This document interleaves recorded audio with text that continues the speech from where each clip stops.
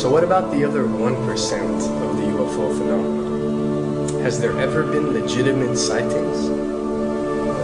As promised, we're going to cover this 1% in a future episode. But I'll share with you something a wise man once shared with me. Before we should start focusing on dealing with problems outside our world, we should first focus on solving the problems within our world. And before you can start solving problems within your world, you first have to solve problems within yourself and within your surrounding environment of family and friends. So basically what I'm trying to say is that we have priorities that we need to focus on first and foremost so we can successfully build our lives and our minds. Now, it's no secret that the difference between what the government knows about UFOs and aliens and what is shared or released to the public is extremely enormous. And unfortunately, governments and several organizations on Earth are taking advantage of the UFO phenomenon to achieve worldly agendas. So why do we see particle beams, huge ones, firing at things that are, you were saying 200,000 Gs? Yep. I mean, go over that. Well, because I think it's part of a test for if there are bad guys out there. Or maybe they're doing preparations for factions. We may be looking at more than one faction. Remember, these groups tend to fragment. They fractally fragment so that you have wars within wars within wars. You know. But why would NASA release that footage? Well, remember, you've got all the good guys in NASA, and then you've got a few who are not good guys. The good guys don't know that there's something to keep secret.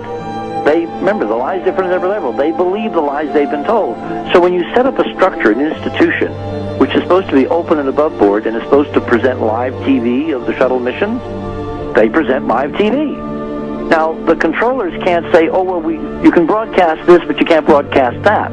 Because the honest guys will then say, sure. Well, why can't we broadcast that? So people always say if this was happening, it would come out, and it is coming out. Well, I mean, I agree with you. When you've got the Catholic Church saying we need to love the aliens, they're our brothers, when you've got every major denomination saying it, when you've got all the movies, and you've got, in the 80s, huge programs at the Olympics with aliens landing, fake aliens, and you've got huge things the size of 3 football fields floating over Dallas, and stuff all over the place. Something's going on, and then I read government documents about fake extraterrestrial landings. Any of this. Why? I mean, you believe it's fake. Remember Operation Northwoods? Yes. Okay. Or we can go to the, September 11th. Governments do huge, big things to sway populations at key nodal points in history. They love hoaxes. Yeah, well, it's manufactured history is what it is. We are building, all my UFO friends, I need to shake them because they're so, frankly, they're extremely naive, Alex. They really believe we're building toward disclosure. I believe we're building toward a mass, carefully manufactured, fake event where ETs, who are really humans, who are really part of this secret clique, who are probably Nazis, who have developed or perfected their technology from World War II, which is why you've got to get, Joseph on. They are going to basically fake out the world.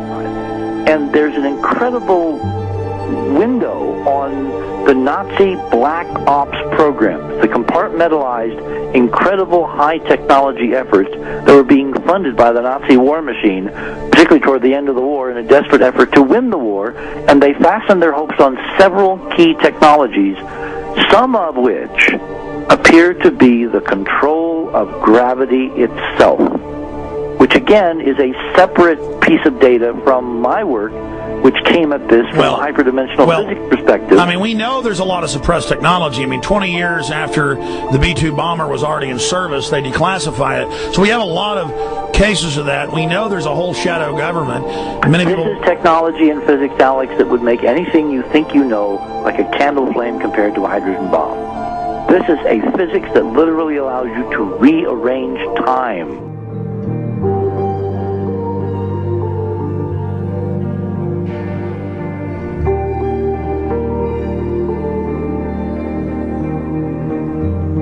moment, but I mean, imagine you've got all these compartments in these pyramids within pyramids of compartmentalization. That's why that's the New World Order symbol. And we don't know what they've got because they are so secret. We know they lie so much. We just know it's advanced. Mainline scientists say they're 30 years advanced. So Richard C. Hoagland, what I'm saying to you is, I'm entertaining what you're saying. I respect you. I think you're a great guy. My only issue is, like you said, dealing with what we know they could be up to. The fact, Alex, we have done experiments. We have our own data. We have experiments now from the Soviet Union. 30, 40 years when the Iron Curtain came down, when Glasnost finally prevailed, a huge amount of stuff was declassified from the KGB as well. And we now have put this data together. We not only know what the physics is, we know what it can do, we know what it's based on, we know how to make it work. We've seen in our own experiments ample evidence. We've seen experiments across the American landscape and even in Europe that vindicate various parts of this. And the latest thing I'm working on, it looks like von Braun himself was deeply involved in some of this early physics experimentation, but they're keeping all the good stuff for themselves. The reason is that if we got access to the good stuff, if we got access to the technologies, the energy, we wouldn't be worried about $4, $5 a gallon gas or $10 a gallon gas. We would live like people are supposed to live, all 6 billion of us who could live lightly on the earth, Alex, with this technology. And live longer.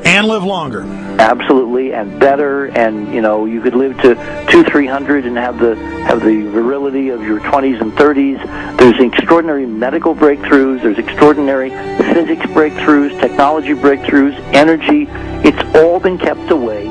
Think about it. We're already on a planet hurtling through space, all these wonders around you, and you've been taught it's bizarre to question, and that's because there's so many kooks in the alternative movement who do talk about ridiculous, Hollywood-style green men, instead of really looking at the shadow government and all these crazy secret societies that are admittedly running NASA and the shadow government.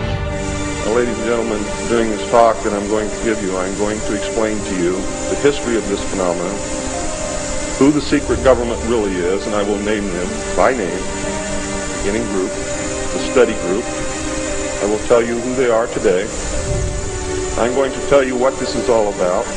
I'm going to tell you who's selling drugs to your children, and I'm going to tell you why the United States government is afraid for you to find out what the truth is regarding UFOs.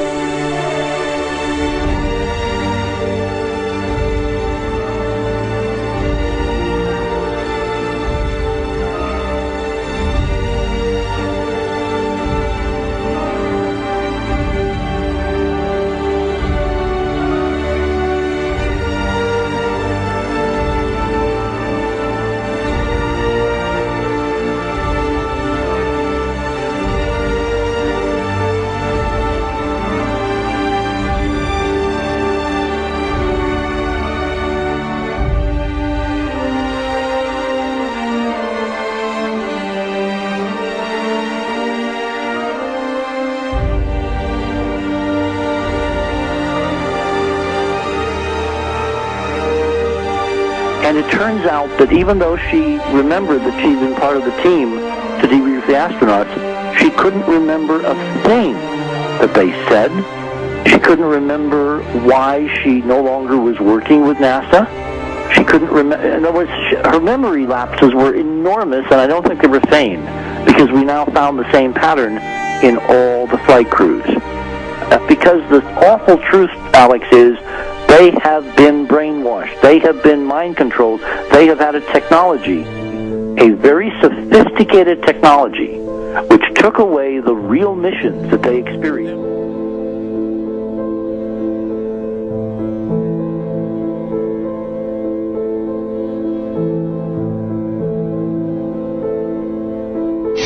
Sorry.